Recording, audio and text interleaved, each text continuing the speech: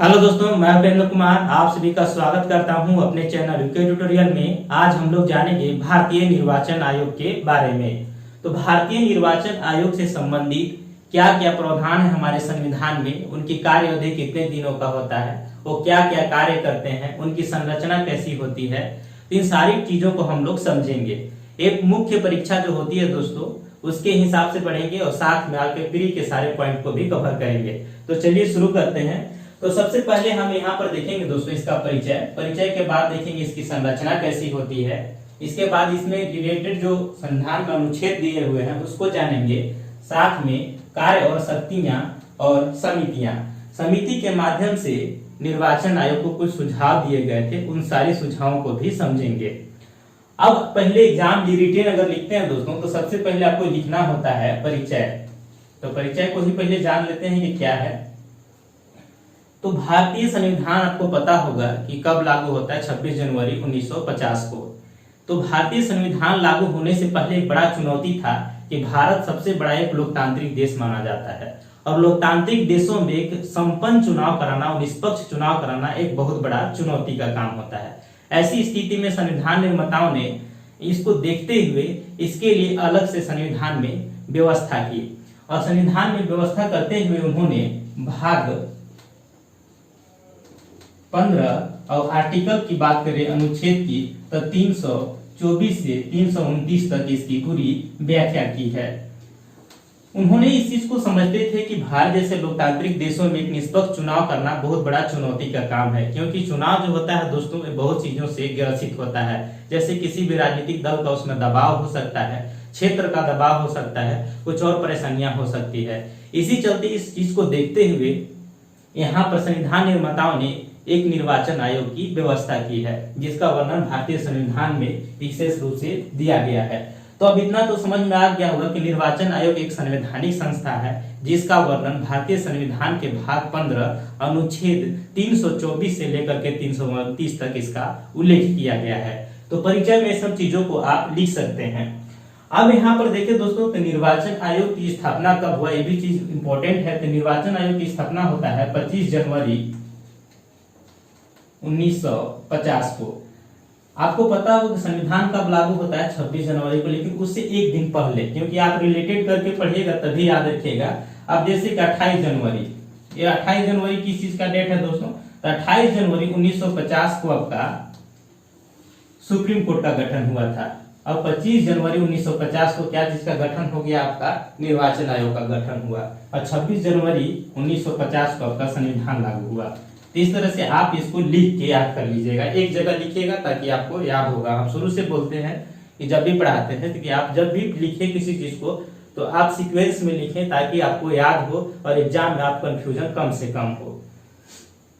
ये हो गया दोस्तों इसकी स्थापना और परिचय से संबंधित चीजों को। अब एक चीज पॉइंट यहाँ पर थोड़ा इसको भी ध्यान रखिएगा दोस्तों कि महिलाओं को मताधिकार कब दिया गया भारत में। तो भारतीय में अगर देखा जाए दोस्तों, तो 1926 ईस्वी में महिलाओं को मताधिकार दिया गया। इससे पहले जो था महिलाओं को मत देने का अधिकार नहीं था।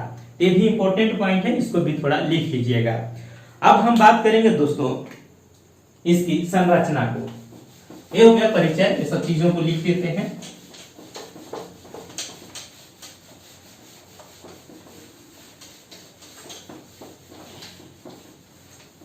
अब देखते हैं तो निर्वाचन आयोग की संरचना कैसी है।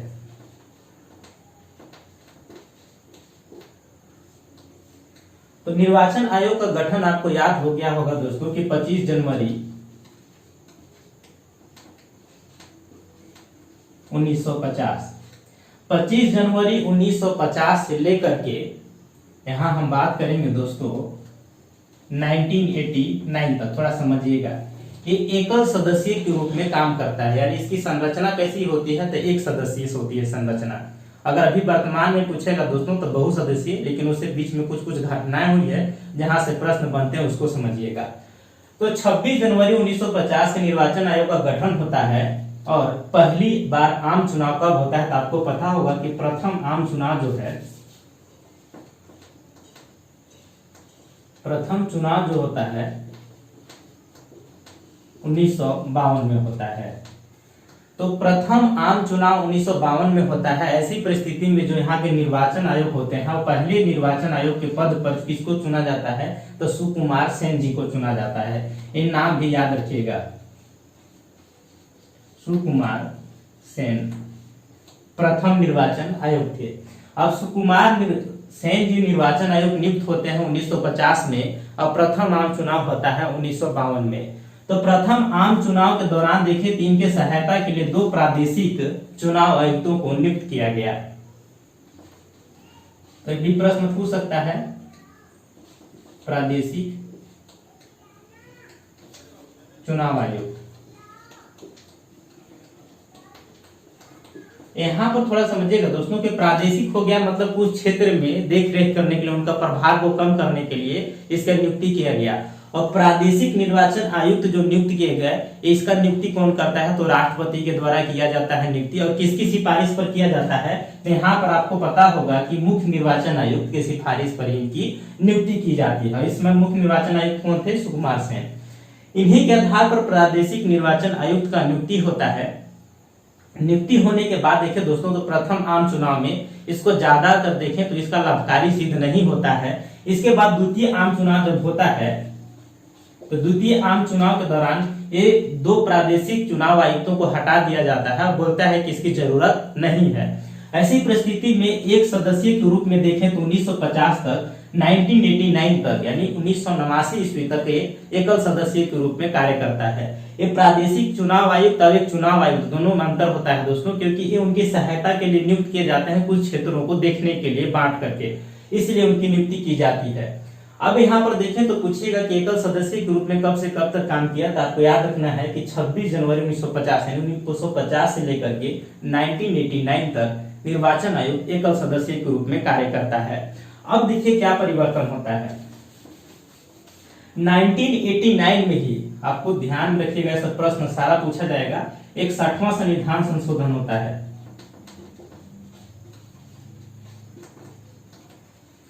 इकसठवें संविधान संशोधन अधिनियम लाया जाता है संसद पटल पर 1988 में। पारित कब होता है, 89 में यानी 1989 में। इसे 61वां संविधान संशोधन आपको डायरेक्ट याद रखना है 1989।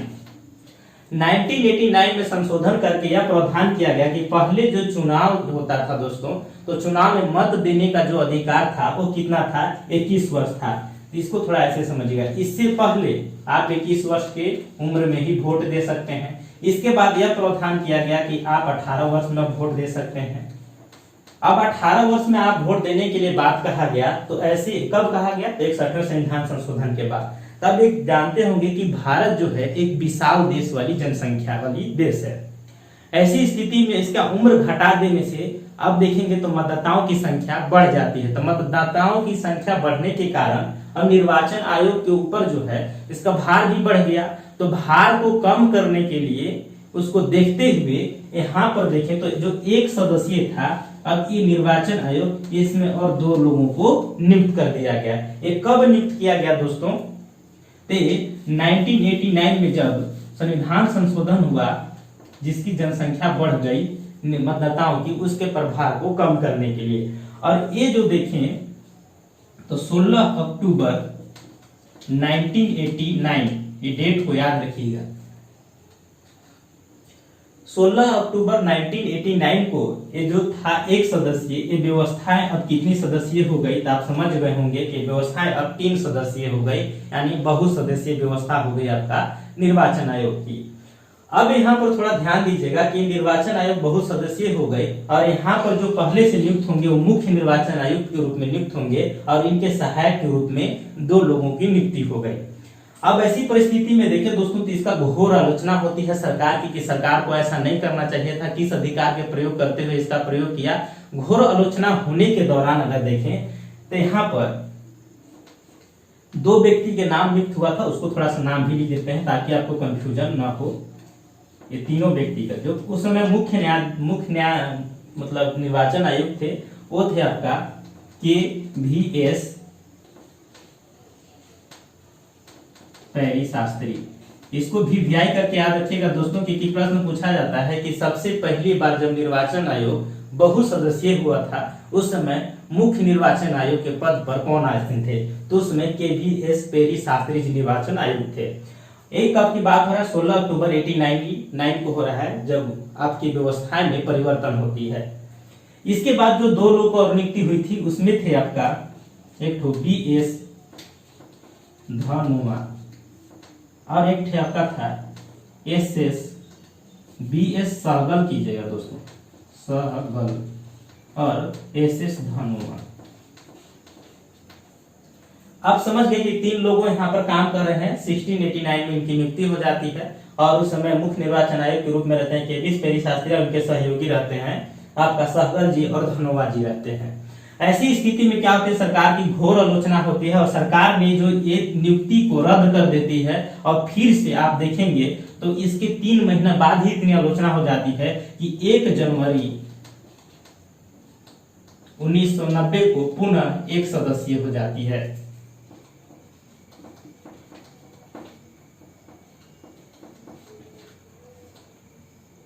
अभी इसको समझिएगा दोस्तों, क्योंकि यहाँ से सारा प्रश्न पूछा जाता है। मात्र 3 महीना, देखिए 16 अक्टूबर 1989 को इनकी नियुक्ति होती है। अब 1 जनवरी 1990 को अधिसूचना के द्वारा इन दोनों पोस्ट को खाली कर दिया जाता है। ऐसी स्थिति में जो व्यक्ति नियुक्त हुए थे धनोआ जी, इसको हटा दिए। हटा देने से बेचारे असंतुष्ट हो जाते हैं और सुप्रीम कोर्ट के शरण में चले जाते हैं। अब इस धनोआ जो सुप्रीम कोर्ट में जाते हैं और सुप्रीम कोर्ट में अपना केस लड़ते हैं और लड़ने के बाद इनकी जीत हो जाती है धनोआ की। और लड़ने के दौरान जीत होने के बाद सुप्रीम कोर्ट ने यह निर्णय दिया कि राष्ट्रपति को अधिकार है कि वो निर्वाचन आयोग की संख्या को कम और बेसी कर सकते हैं, यानी उसकी संख्या में बटाना और उसको घटाना, दोनों का अधिकार आपके राष्ट्रपति के पास निहित है। उनकी सेवा शर्तों का भी निर्धारण करने का अधिकार जो है वो राष्ट्रपति में ही निहित है। ये बात सुप्रीम कोर्ट ने निर्णय देते हुए कहा। अब निर्णय दिया, इसके बाद देखें तो फिर से, ये सब डेट को याद रखिएगा, फिर से 1993 ईस्वी में फिर से अक्टूबर में ही बात होती है। अक्टूबर में एक अधिसूचना जारी करती है, अध्यादेश जारी करते हैं हमारे जो राष्ट्रपति होते हैं वो, और राष्ट्रपति अध्यादेश जारी करके फिर से इसको बहुसदस्यीय बना दिया जाता है। तब समझिए कब बनाता है? 1 अक्टूबर 1993 को फिर से बहुसदस्यीय हो गया।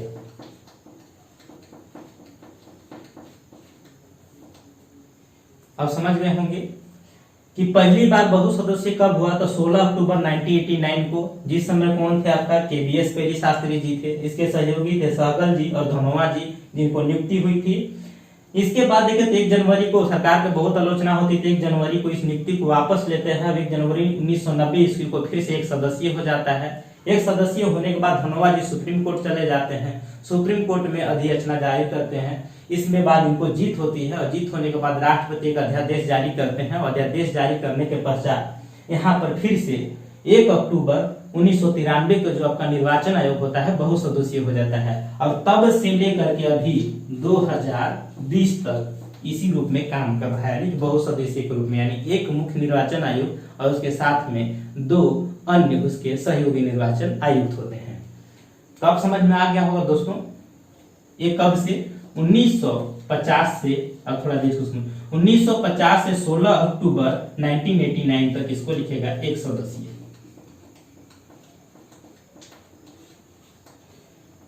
एक जनवरी 1990 से, अब इसके बाद में यहाँ देखिए इसके बीच में क्या होता है 2 सदस्यीय, मतलब बहुसदस्यीय लिखिएगा, त्रिसदस्यीय न तो लिख दीजिए। एक बहुसदस्यीय हो गया कब से? 1989 से लेकर के 99 तक, मात्र 3-4 महीने की गैपिंग है। इसके बाद यहाँ से फिर 1 सदस्यीय हो जाता है आपका 90 से 93 तक 1 सदस्यीय, और 93 से लेकर के फिर आप यहाँ तक 2020 तक अब बहुसदस्यीय के रूप में ये काम कर रहा है। यही इसकी संरचना है। अब एक प्रश्न यहाँ सबसे पूछा जाता है कि दूसरी बार जब यहाँ पर आपका निर्वाचन आयोग बहुसदस्यीय हुआ तो उस समय मुख्य निर्वाचन के आयोग पर कौन पद पर आसीन थे? तो यहाँ पर याद रखिएगा दोस्तों, TN सेशन, ये VVI करके याद रखिएगा, अभी बताएंगे किस लिए। अब TS सेशन जो होते हैं दोस्तों, ये भी सुप्रीम कोर्ट चले जाते हैं। किस लिए चले जाते हैं? क्योंकि राष्ट्रपति अध्यादेश जारी करके दोनों पद को फिर से नियुक्त कर देते हैं इनके सहयोगी के रूप में, और ये भी कह देते हैं नियुक्त करने के साथ साथ कि तीनों की शक्ति बराबर होगी, तीनों की शक्ति बराबर होगी और कोई भी निर्णय बहुमत के आधार पर लिया जाएगा, यानी 3 में से 2 जो बोलेंगे उसी के आधार पर निर्णय होगा। तो ऐसी परिस्थिति में जो टीएस सेशन थे सुप्रीम कोर्ट में इतना जाहिर करते हैं और कहते हैं कि नहीं, हमको शक्ति ज्यादा मिलनी चाहिए क्योंकि हम मुख्य हैं, हम मुख्य निर्वाचन आयुक्त हैं। वैसी स्थिति में सुप्रीम कोर्ट ने इसको वैध करार देते हैं, मतलब सही ठहराते हुए राष्ट्रपति के निर्णय को, और कहते हैं कि बिल्कुल सही है कि तीनों की आपकी जो कार्य और शक्तियां जो है समान ही रहेंगी, उसमें कोई आपका परिवर्तन नहीं किया जाएगा और तीनों के बहुमत के आधार पर ही निर्णय लीजिएगा। अब यही जो टीएस सेशन है दोस्तों, तो अभी तक मात्र पूरे निर्वाचन आयोग अभी तक जितने हुए हैं, अभी जो सुनील अरोड़ा है यहाँ तक की हम बात कर रहे हैं, तो सुनील अरोड़ा और सुकुमार सेन के बीच में मात्र एक ऐसे न्यायाधीश रहे टीएस सेशन जो अपने चुनाव मतलब ये अपने रिटायर होने के बाद निर्वाचन आयोग से ये देखें तो राष्ट्रपति के पद के चुनाव लड़ते हैं। तो भी प्रश्न पूछा जाता है कि मात्र एक अभी ऐसा कौन से निर्वाचन आयुक्त हैं जो राष्ट्रपति के उम्मीदवार के लिए, मतलब राष्ट्रपति के पद के उम्मीदवार के लिए चुनाव लड़ते हैं, तो ये आपके थे टीएस सेशन जी हैं। तो इसको भी याद रखिएगा, इसलिए इंपॉर्टेंट है टीएस सेशन के नाम। तो भी पूछता है बहुसदस्यीय जब बना था उसमें मुख्य निर्वाचन आयुक्त कौन थे? टीएस सेशन, जो सुप्रीम कोर्ट में याचना दायर किए थे। इसके बाद यह निर्णय दिया गया कि जो राष्ट्रपति द्वारा दिया गया निर्णय वो वैध है। तो इस प्रकार से देखते हैं कि 1993 से 2020 तक के अभी के कार्यकाल में ये आपके बहुसदस्यीय के रूप में काम कर रहा है। तो ये हो गई इसकी पूरी संरचना और यहीं से ज्यादातर प्रश्न पूछे जाते हैं। ये नाम को याद रखिएगा, जब पहली बार बहुसदस्यीय हुआ था उस समय पेरी शास्त्री जी निर्वाचन आयुक्त थे, जब दूसरी बार हुआ था टीएस सेशन थे, और टीएस सेशन ही ऐसे व्यक्ति हैं जो राष्ट्रपति के उम्मीदवार के लिए ये देखें तो चुनाव लड़ चुके हैं। एक हो गया आपका दोस्तों पूरी संरचना। अब हम लोग देखेंगे आपका अनुच्छेद को, इसको मिटाते हैं।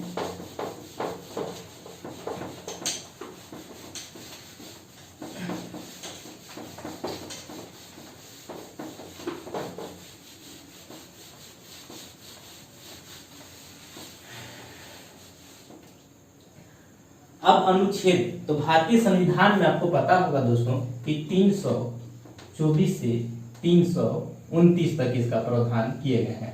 थोड़ा आप समझिएगा कि प्रत्येक अनुच्छेद में क्या क्या जिक्र है।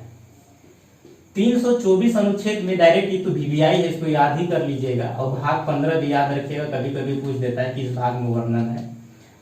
तो भाग जो 15 में अनुच्छेद आपका 324 आता है, तो अनुच्छेद 324 कहता है कि निर्वाचन आयोग की कार्य शक्तियां, पदावधि प्लस में निर्वाचन आयोग से संबंधित उसका निर्देशन, इसके अलावा निर्देशन के साथ जो आपका उससे रिलेटेड निर्वाचन आयोग के जो पोस्ट होता है उनकी पदावधि, कार्य अवधि, उनकी सैलरी वगैरह, सेवा शर्तों का निर्धारण, सारा कुछ किसमें जिक्र है? अनुच्छेद 324 में उल्लेख किया गया है। निर्वाचन आयोग से संबंधित किसी प्रकार का निर्देशन हो गया, नियमन हो गया, इन सभी चीजों का वर्णन है। 325 क्या होता है? 325 कहता है दोस्तों अनुच्छेद कि किसी भी व्यक्ति को धर्म, जाति, लिंग के आधार पर उसको निर्वाचन आयोग में नामित होने से अयोग्य करार नहीं दिया जा सकता है। साथ में वो किसी विशेष निर्वाचन नियमावली के लिए उसको विशेष रूप से चिन्हित भी नहीं किया जाएगा। चाहे आप कोई भी जाति के हो, धर्म के हो, आप वंश, लिंग के आधार पर किसी भी व्यक्ति को आप निर्वाचन सराउंडिंग में जो निर्वाचन नियमावली है उसमें शामिल होने के लिए आप उसे विशेष रूप से दर्जा भी नहीं दे सकते हैं और न ही उसे विशेष रूप से उसको अपात्र घोषित कर सकते हैं। ये कहा गया आपका 325 में। अब थोड़ा समझिएगा 326 में। 326 जो है दोस्तों, इसको वीवीआई कर लीजिएगा। जो वीवीआई है हम उसको बताते जा रहे हैं, क्योंकि पुस्तक निर्वाचन आयोग से संबंधित प्रावधान किस अनुच्छेद में, आप डायरेक्ट मानिएगा 324 अनुच्छेद में है। अब पूछता है कि वैक्स मताधिकार के आधार पर जो नियुक्ति की बात कही गई है वो किस अनुच्छेद में कहा गया है? तो कहा गया है 326 अनुच्छेद में। 326 अनुच्छेद में कहा गया है दोस्तों कि आपका संसद प्लस में विधानमंडल या विधान मंडल या विधानसभा, इसको कर दीजिए, कोई भी चीजें कर सकते हैं।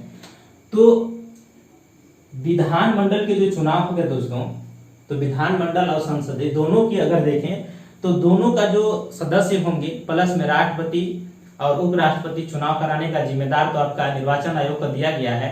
लेकिन यहाँ पर आपको पता होगा कि ये जो दोनों होते हैं इनका चुनाव जो होता है ये प्रत्यक्ष रूप से चुनाव होता है।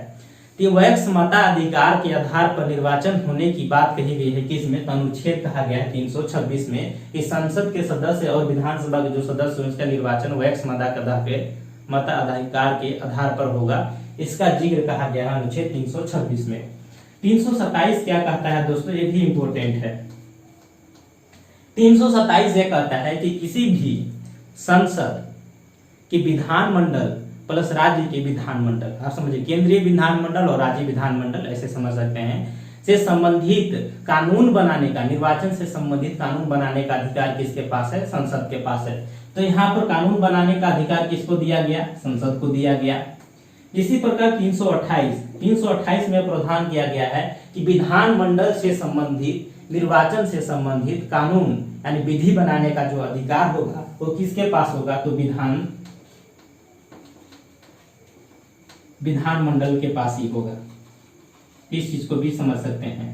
यानी कि संसद को शक्ति दिया गया कि अब राज्य में और केंद्र में निर्वाचन से संबंधित आप कानून बना सकते हैं। इसका वर्णन किस अनुच्छेद में कहा गया है, 327 में कहा गया है। और 328 में कहा गया है दोस्तों कि जो राज्य के विधानमंडल होगा उसका कानून बनाने का अधिकार भी विधानमंडल को दिया गया है।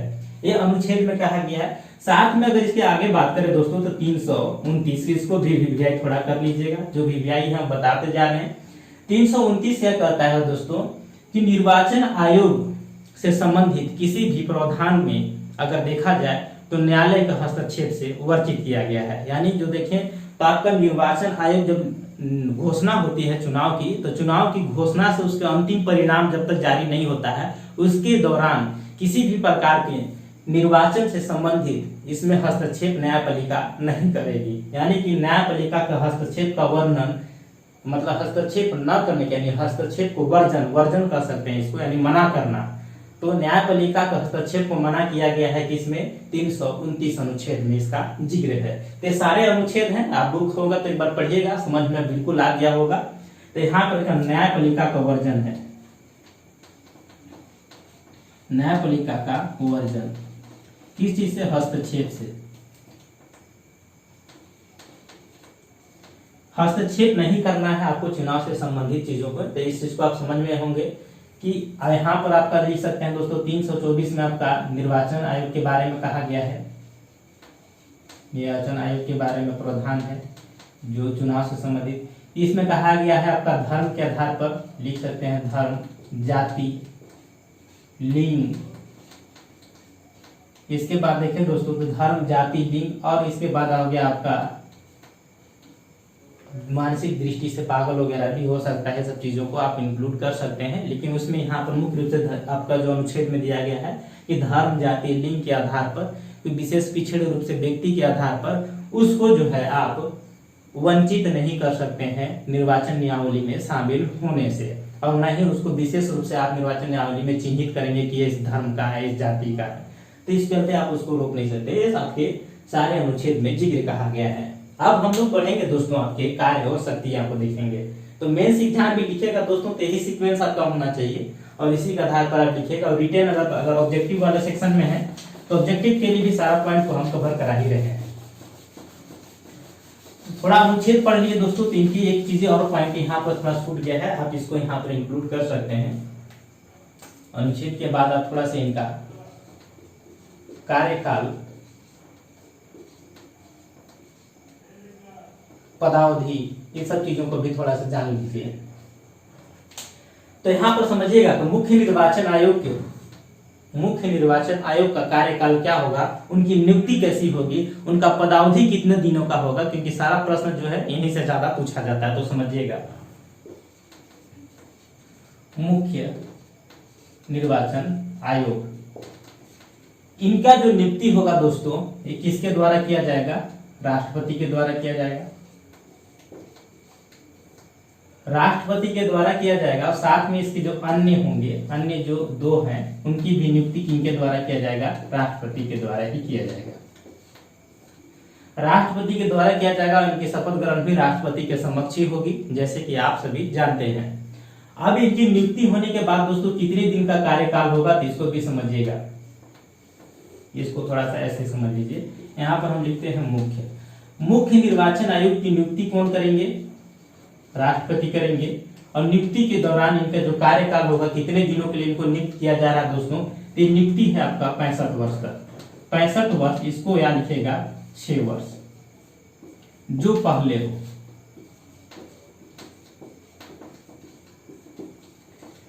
यानी कि थोड़ा समझिएगा, अब व्यक्ति जो है 65 वर्ष की उम्र हो जाता है, मान लीजिए कोई व्यक्ति नियुक्त हुआ है आपका 60 वर्ष में और उसको 5 साल काम किया, उसका उम्र हो गया 65 वर्ष, तो आप यहाँ पर देखें तो मुख्य निर्वाचन आयुक्त का पद वहां पर समाप्त हो जाता है। साथ में अगर देखें दोस्तों, तो आप मान लीजिए कि 50 वर्ष की उम्र में नियुक्ति लेते हैं, आप 6 वर्ष काम करते हैं, तो 6 वर्ष में आपका जो प्रावधान है ये हो जाएगा आपका 56 वर्ष। तो 56 वर्ष में ही आप रिटायर हो जाएंगे। क्या है कि यहाँ पर निर्धारित कर दिया है कि 6 वर्ष से आप अधिक नहीं काम कर सकते हैं, और ये भी कहा गया है कि 65 वर्ष से भी आप अधिक काम नहीं कर सकते हैं। यानी कि 6 वर्ष पूर्ण गया है आपका तो आप हट जाइए, अन्यथा आपको 65 वर्ष की उम्र हो गया है तब भी आप हट जाइए, जिसमें से जो पहले पूरा हो जाए। तो यहाँ पर थोड़ा समझिएगा दोस्तों कि ये प्रावधान जो था 1972 में लाया गया। ये भी प्रश्न पूछ सकता है कि इनकी कार्य की अवधि, सेवा शर्तों का निर्धारण कब किया गया भारतीय संविधान में, तो कब किया गया दोस्तों, तो 1972 में किया गया। 1972 से पहले इनके कार्य अवधि और सेवा शर्तों का निर्धारण से संबंधित किसी प्रकार का कानून नहीं था। ऐसी स्थिति में 1972 से पहले ऐसे निर्वाचन आयुक्त भी नियुक्त हुए हैं जो 8-8 साल तक काम किए हैं। तो 2 ऐसे निर्वाचन आयुक्त नियुक्त हुए हैं जो 8 साल तक काम किए हैं, इसको भी याद रखिएगा। तो ये कब लाया गया दोस्तों, तो 1972 में कानून बना के संसद के द्वारा लाया गया और इनकी सेवा शर्तों का और पदावधियों का निर्धारण किया गया। अब यहाँ पर देखेंगे दोस्तों, जो अन्य होंगे, अन्य की भी नियुक्ति इसी आधार पर होगी। इनकी नियुक्ति भी कौन करेंगे, तो राष्ट्रपति करेंगे। इनकी नियुक्ति राष्ट्रपति करेंगे और कितने दिनों के लिए करेंगे, तो इनका नियुक्ति होगा आपका 62 वर्ष या 6 वर्ष जो पहले हो। इसमें कुछ नहीं है, बस यहाँ पर यही चीजें हैं कि 62 वर्ष की उम्र पूरी जाता है तो आप रिटायरमेंट ले लीजिए, निकल जाइए यहाँ से, आप आपको काम करने के लिए नहीं रखेंगे।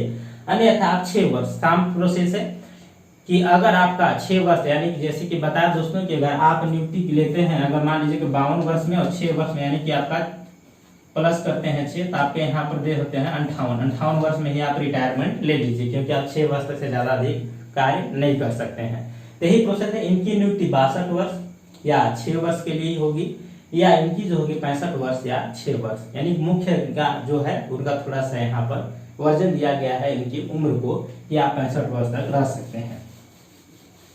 इनकी नियुक्ति कौन करेगा दोस्तों, तो दोनों की नियुक्ति राष्ट्रपति करेंगे। लेकिन इनको हटाया, मान लीजिए कि ये काम अच्छे से नहीं कर रहे हैं और अपने जो पद का है दुरुपयोग कर रहे हैं, ऐसी स्थिति में इनको हटाया कैसे जाएगा उसको भी समझिए। तो हटाया कैसे जाएगा, तो हटाने की प्रक्रिया समझिएगा, सर्वोच्च न्यायालय, ऐसे लिखिए, उच्चतम न्यायालय के जो न्यायाधीश होंगे, उच्चतम न्यायालय के न्यायाधीश को जैसे हटाया जाता है वैसे ही इनको हटाया जाए। उच्चतम न्यायालय न्यायाधीश के समान हटाने की प्रक्रिया है। अब थोड़ा सा यहाँ समझिएगा इस चीज को। उच्चतम न्यायालय के न्यायाधीश हमने पढ़ाया है दोस्तों, नहीं देखे होंगे तो प्लेलिस्ट में वीडियो है, जाकर देख लीजिएगा उनको कैसे हटाया जाता है। कि कोई भी बिल जो है उसको पद कदाचार के आधार पर उसको हटाया जाता है, तो उसके लिए आपको लोकसभा या राज्यसभा में बिल को लाया जाता है। जिस बिल को लाया जाता है अगर लोकसभा में तो 100 सदस्यों का अनुमोदन आवश्यक होता है, राज्यसभा में आएगा तो 50 सदस्य का अनुमोदन के आधार पर ही आप राज्यसभा के अध्यक्ष के समक्ष रखिए या लोकसभा के अध्यक्ष के समक्ष रखिए। इसके बाद वो अध्यक्ष पर डिपेंड करता है कोई बिल को स्वीकार करेंगे कि नहीं करेंगे। तो ये हटाने की प्रक्रिया है। तो उच्चतम न्यायालय के न्यायाधीश को हटाने की प्रक्रिया के समान ही इसको हटाने की प्रक्रिया है। यहाँ पर थोड़ा सा ये भी जोड़ लीजिएगा, जो केग होता है, कंट्रोलर ऑफ एडिटर जनरल, तो केग को हटाने, मुख्य निर्वाचन आयुक्त को हटाने और सुप्रीम कोर्ट या हाई कोर्ट, इसको भी करें, ये सभी को हटाने की प्रक्रिया एक ही है। इस जैसा महाभियोग जैसी प्रक्रिया है, लेकिन इसको सबसे इंपॉर्टेंट यहाँ पर ध्यान रखिएगा कि इसको हटाने के लिए महाभियोग शब्द का प्रयोग नहीं किया गया है। महाभियोग शब्द का प्रयोग सिर्फ राष्ट्रपति जी को हटाने के लिए ही प्रयोग किया जाता है। तो इस चीज को ध्यान रखें। सभी की जो नियुक्ति होगी दोस्तों वो तो नियुक्ति आपको पता होगा कि राष्ट्रपति के द्वारा ही होगी, लेकिन इनको हटाया भी कैसे जाएगा, तो हटाया भी आपको जाता है जैसे उच्चतम न्यायालय के न्यायाधीश को हटाया जाता है और राष्ट्रपति के द्वारा ही हटाया जाता है, लेकिन कब, जब संसद के द्वारा ये बिल पास हो जाता है तब। अब यहाँ पर थोड़ा सा इसको हम मिटा देते हैं क्योंकि हाई कोर्ट को, तो हम लोग इस तीन चीज को थोड़ा सा भी शामिल करके पढ़ लेते हैं। अब ये तीनों का जो वेतन है दोस्तों, तो वेतन इसका निर्धारित तीनों का बराबर होगा। अभी पता होगा कि इनकी जो वेतन और सेवा सुविधाएं जो है वो सर्वोच्च न्यायालय के जो न्यायाधीश को सेवा सुविधाएं मिल रहा है, उनके घर, बिजली, गाड़ी और घोड़ा जो भी मिलता है सुविधाएं, उनके आवास वगैरह, तो वैसे ही सुविधा मुख्य निर्वाचन आयुक्त को सेम प्रदान किया जाएगा। केग जो होगा कंट्रोलर और एडिटर जनरल, उनको भी सेम प्रदान किया जाएगा। इनका वेतन आपको पता होगा, अभी इनका वेतन जो है आपका 2,50,000 यही वेतन है ये तीनों का। तो इस जो तीनों दिखाई दे रहे हैं इनका वेतन जो यही है। अब मुख्य जो सर्वोच्च न्यायालय का मुख्य न्यायाधीश होता है उनका वेतन 2,80,000 होता है, तो वहां पर भी नहीं जाएंगे। तो जो उच्चतम न्यायालय के न्यायाधीश होंगे, कंट्रोलर और एडिटर जनरल होंगे, साथ में अगर देखें तो मुख्य निर्वाचन आयोग होंगे, इन सभी का वेतन, भत्ते, सेवा शर्तें जो है लगभग सेम है, एक ही समान दिया जाता है। और जो वेतन है आपको अभी पता है वर्तमान में 2.5 लाख इनका वेतन है। तो ये समझ में आ गया होगा दोस्तों कि इनकी नियुक्ति राष्ट्रपति के द्वारा, मुख्य निर्वाचन आयोग 65 वर्ष या 6 वर्ष, अन्य निर्वाचन आयोग जो नियुक्ति होंगे 62 वर्ष या 6 वर्ष के लिए। ज्यादातर यहाँ पर देखें दोस्तों, तो जो सिविल सेवा से जो रिटायरमेंट होने के कगार पर होते हैं अधिकारी, या ज्यादातर देखा जाता है कि सिविल सेवा के अधिकारी को इस पद पर नियुक्त किया जाता है, चाहे वो केग हो चाहे आपका वो निर्वाचन आयुक्त हो। इनके जो हटाने की प्रक्रिया समझ में आ गया, इनका कार्यकाल समझ में, इनकी नियुक्ति भी समझ में आ गया है। तीन ही चीज यहाँ से इंपॉर्टेंट है और यहीं से प्रश्न बनता है। अब इनकी देखेंगे दोस्तों कार्य एवं शक्तियां।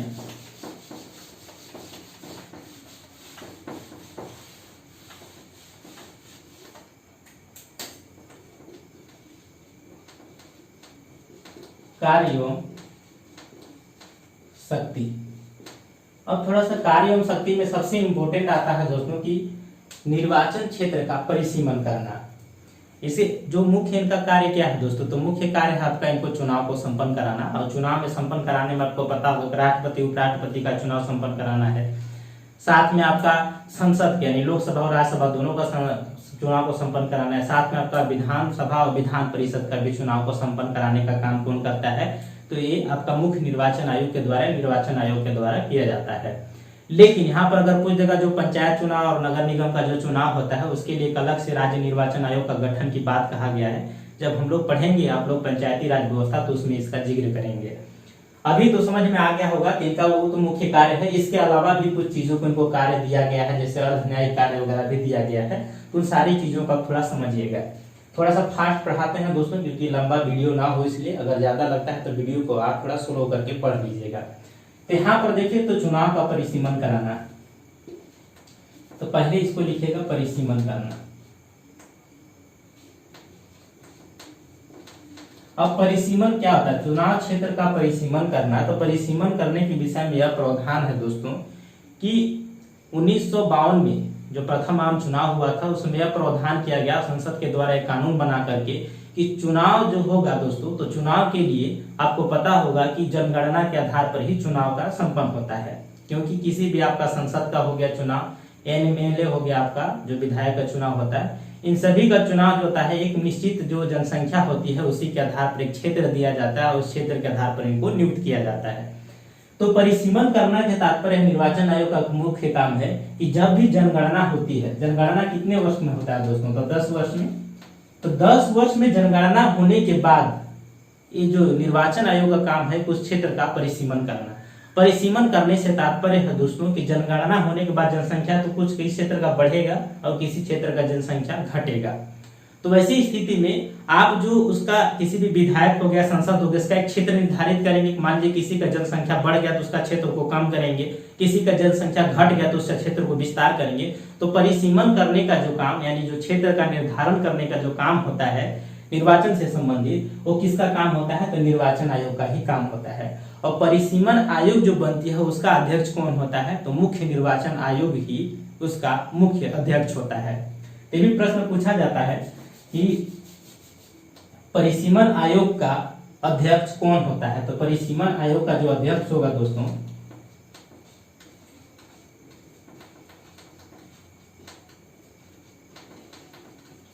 आयोग का अध्यक्ष जो होगा वो आपके होंगे मुख्य निर्वाचन आयुक्त।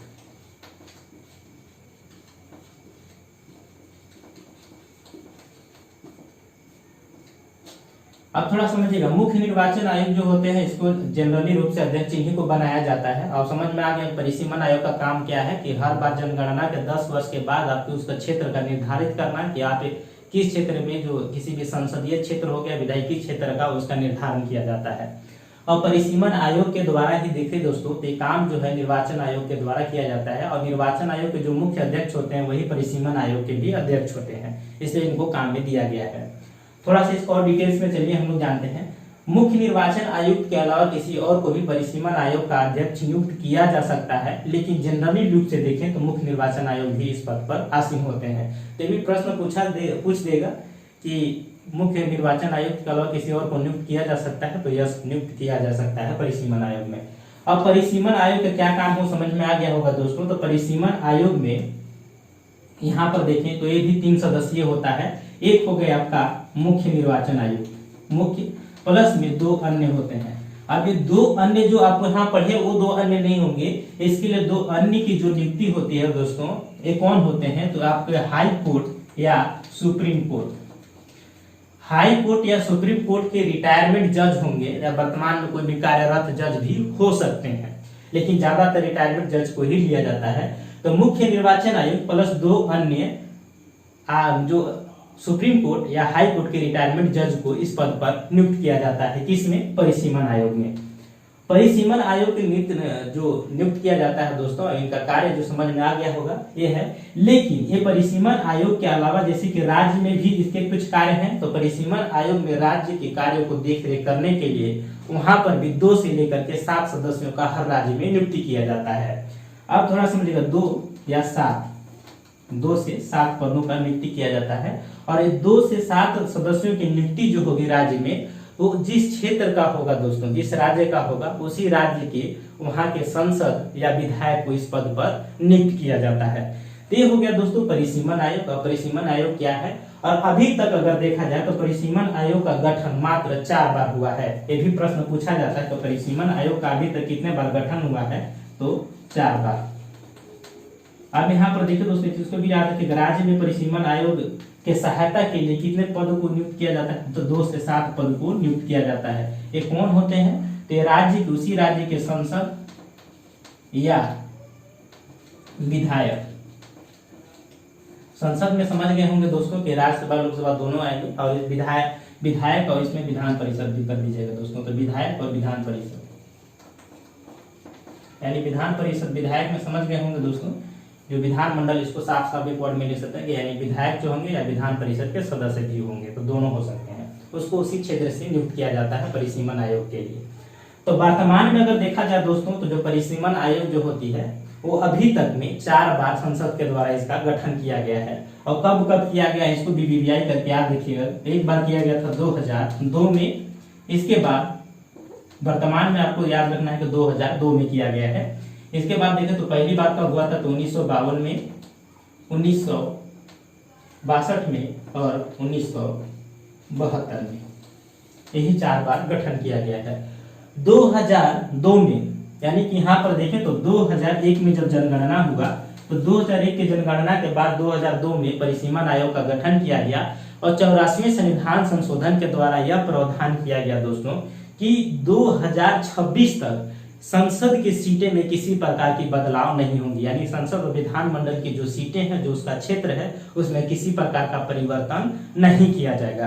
तो आप समझ में आ गया होगा, परिसीमन आयोग जो होता है वो क्षेत्र का निर्धारण करता है। और अभी तो जो वर्तमान में है कि 2001 की जनगणना के बाद 2002 में परिसीमन आयोग का गठन किया गया।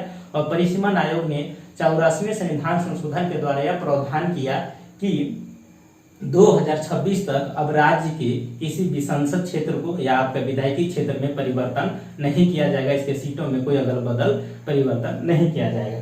तो अभी ये कार्यरत है, भी प्रश्न पूछा जाता है क्या, तो 84वें संविधान संशोधन के द्वारा संसद के द्वारा मतलब परिसीमन आयोग जो रिपोर्ट सौंपी उसके आधार पर ये निर्णय लिया गया है। ये हो गया दोस्तों परिसीमन आयोग का निर्धारण करना, उसका सीमा क्षेत्र वगैरह का, ये सब चीज क्या काम होता है, निर्वाचन आयोग का भी काम होता है। अब थोड़ा सा इसको आगे समझिएगा।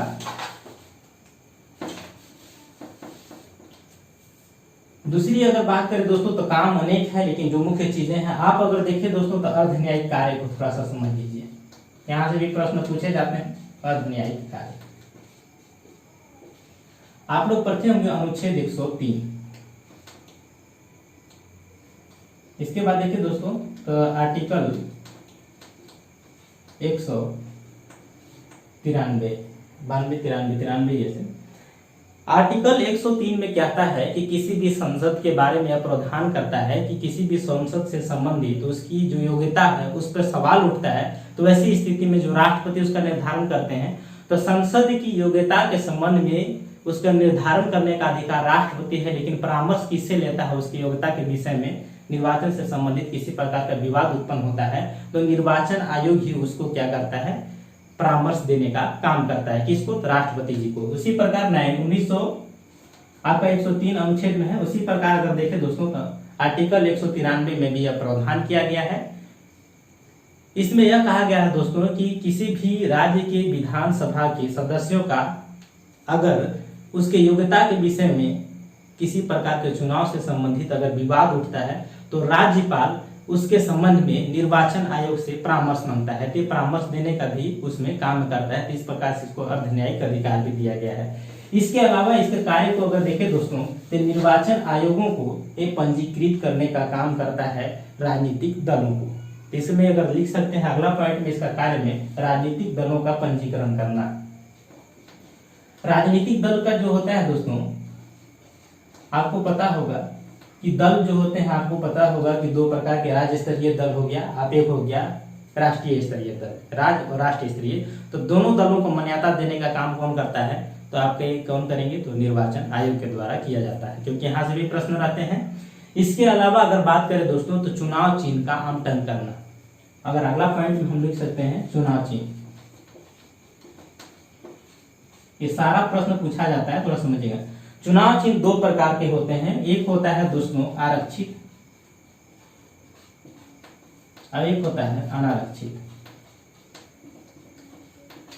आरक्षित चुनाव चिन्ह जो होता है वो पंजीकृत दलों के लिए होता है। जो दल पंजीकृत है, मान्यता प्राप्त दल है। उसी प्रकार अनारक्षित जो हो गया वो नन पंजीकृत, यानी इसको बोल सकते हैं निर्दलीय लोगों के लिए।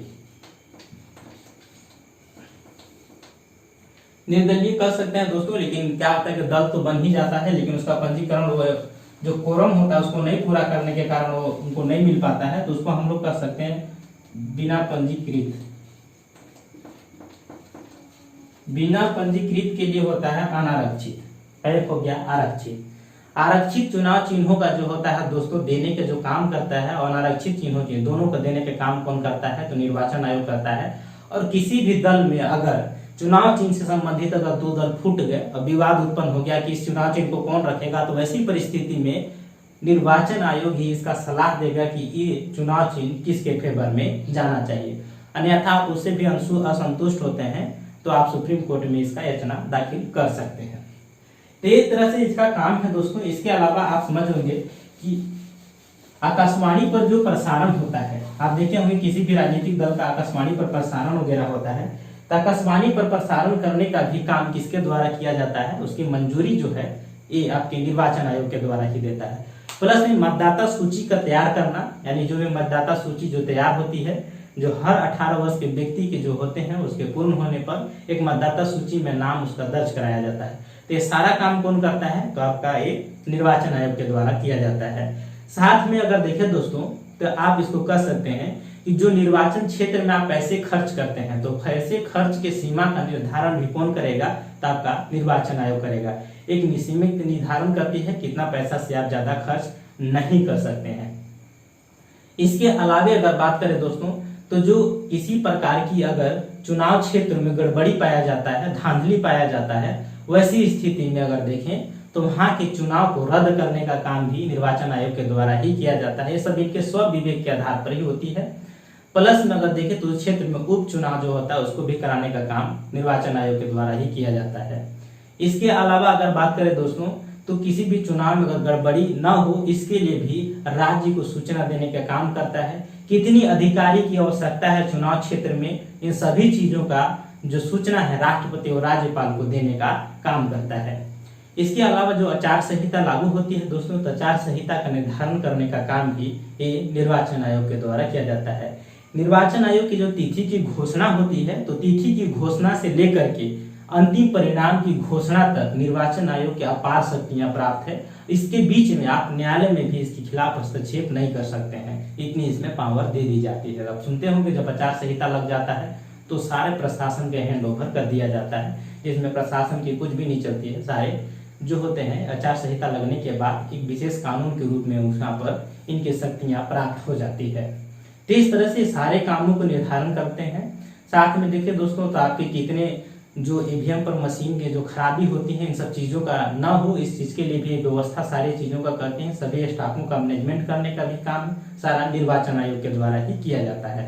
तो इसके कुछ काम है। इसके बाद लास्ट में होता है दोस्तों समितियां। तो वीडियो लंबा हो रहा है, इसलिए समिति को अगले वीडियो में हम बताएंगे। जैसे थुगन समिति हो गया, इसके बाद दिनेश गोस्वामी समिति होगा। तो सभी समितियों के द्वारा कुछ कुछ चीजों को प्रस्तुत किया गया है जो एग्जाम में प्रश्न बनते हैं, तो उसको भी बताएंगे। वीडियो अच्छा लगा हो तो थोड़ा शेयर कीजिएगा और मिलते हैं अगले वीडियो में। तब तक के लिए जय हिंद।